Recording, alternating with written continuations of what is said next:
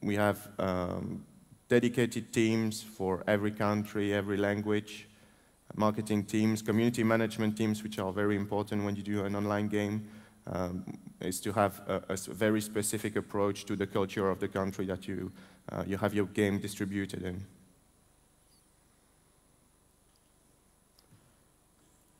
So, hi everybody. No voy a hablar en inglés porque no soy español. Y bueno, esto dentro de nada va a salir Dofus 2.0, que es una versión nueva del juego. Saldrá para finales de año. Es una mejora, una mejora sustancial que va a tener pues, unos mejores gráficos, mayores animaciones, mucho mejor definidas. Porque actualmente no sé si habéis probado el juego, tiene ya sus años, es bastante chulo visualmente, ¿no? Lo que pasa es que, bueno, pues ha quedado un poquito atrás, ¿no? Entonces, para eso, para finales, más o menos, saldrá esta nueva versión. En el dossier de prensa, que no sé si habéis podido coger ayer, lo teníais y podéis ver y comparar un poquito cómo son la evolución, ¿no?, que ha sufrido este juego y que, por supuesto, está bastante mejor, ¿no? Pues eso, a decir además que tiene pues eso, un motor gráfico mejorado, que luego ya os comentará un poquito más Samuel, 2000 diseños nuevos, más mapas, está totalmente recodificado también. Pero aparte de Dofus, de lo que os ha comentado antes Cedric, del juego en sí, que es el buque que lleva Ankama hacia, bueno, lo que da más, lo que es el mayor revenue de Ankama es Dofus. Aparte de eso tenemos unos productos que están siempre orientados en el juego, ¿no?, que son en este caso unos mangas, unos cómics. En España tenemos dos actualmente que están lanzados. Tenemos uno que ha salido ya, bueno, han salido dos en mayo, o finales de abril, vamos. Y a finales de julio, cada 3 meses, sale un tomo, ¿no? Estos mangas están orientados en el mundo de Dofus.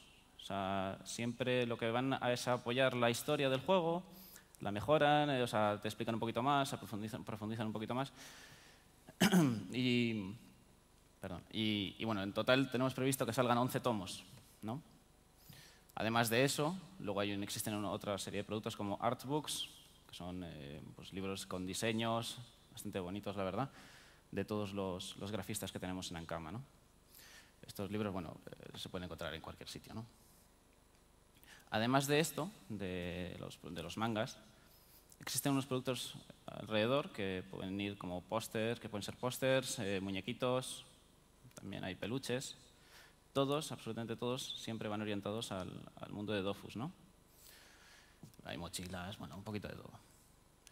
Como os ha dicho Cedric, a finales de año lanzaremos Dofus Magazine, que bueno, tiene su nombre. Aquí veis la portada francesa, todavía no, la española no está del todo definida, pero vamos, el nombre cambiará, por supuesto, porque Dofus Mag no dice mucho aquí, desde luego. Y bueno, se llamará Dofus Magazine, también igual. Es un libro que ellos llaman, se llama MOOC, que es una mezcla entre magazine o revista y book, lo que es un libro. Tiene una calidad espectacular, la verdad, papel muy bueno. Y bueno, pues también está previsto que salga en el 4º trimestre de 2009. Wakfu, bueno, le voy a dejar a Cedric que siga con el siguiente juego. Gracias. Sorry, I'm going to go back to English. So I'm going to talk to you about Wakfu, which is our next project. Wakfu is also based on the universe of Dofus, but the idea here was to really create what we call a cross-media revolution, so have every different media interacting with each other. So what does it mean? When you, for example, buy a magazine in a shop, we want to have some kind of interaction between the magazine and the game. So what we do is that we can place a code or a card, what we call a lottery card, that people will scratch. So it's just a scratch card. They get a code, and they can use it in the game to unlock some kind of specific item or specific functionality. And that's something that you can use for everything. So I mean, you can put it in the animation. You can put like a secret recipe in the TV series, for example. You can put a hidden character that you can only get when you buy a certain kind of magazine or manga. So there's really an interaction that's created. We also telling different stories. It's not all about putting hidden things in the books or in the magazines. It's also about telling different stories depending on the media that you're working on. So, for example, in a manga, we can tell a story about one character who doesn't really have a very important specific role in the animation or in the game, but that people would like to learn more about. So if we see that, for example, there's a character that people want to learn about what his life is, then we can sort of create a dedicated section in the magazine or in the manga. So people can really get involved in the universe. It's all about engaging the audience through different media. So Wakfu will be a much more ambitious project than Dofus is, although it's quite ambitious. It's been doing quite well. But this one is meant to be really open-ended, and players will have the ability to interact with the world. They will be able to shape that world depending on their actions. They will have political influence. They will have an influence on the ecology of the world. If they kill creatures, creatures may not come back, or they may come back as different creatures. So it's really about what the players want to do in that game, and there will be a lot of freedom for them.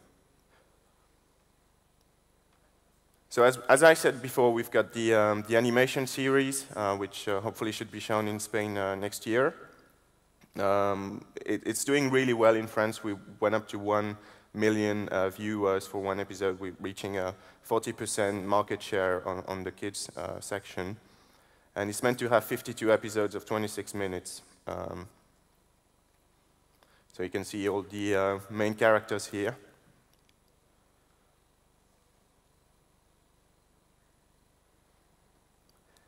And also we're working on the Xbox 360 Xbox Live Arcade game, which is meant to be a beat 'em up. So it's not an MMO. It will allow limited interaction over the Xbox Live Arcade, meaning mostly beating creatures up with another player over the network. But it will be available in 13 languages from the start, which is quite a good thing to sort of maximize your reach on the international market. So Bernardo's going to speak a bit more about what we specifically want to do for Spain. What I'm really happy to announce today, and why we want to thank also Ivan and Gamelab for inviting us. We have big plans for Spain. Spain is, and Spanish-speaking community is the first international community for us. It's been doing even better than the French one, so it's quite a success. And in just over 1 year, we have over 2 million players that have registered to play our games. So it's been quite successful, and we are happy to announce today that we are going to open a branch in Spain, actually, by the end of this year. It will be, of course, working on commercial aspects, but it will also be recruiting and creating new creative projects, because we think that Spain is very important and has a lot of creative energy and talent to offer. Bueno, pues lo que se ha comentado Cedric, más o menos, está la comunidad Hispania, que cuesta un poquito decirlo en español, la verdad. ¿Por qué se llama así Hispania? Porque no nos centramos solamente en España. España está bien, es grande, pero lógicamente hay muchos más países, ¿no?, de habla hispana. Entonces, tenemos en Sudamérica muchísimos usuarios, muchísimos jugadores que han aceptado muy bien Dofus. Y bueno, pues tenemos, como os ha dicho Cedric, en tan solo un poquito más de un año.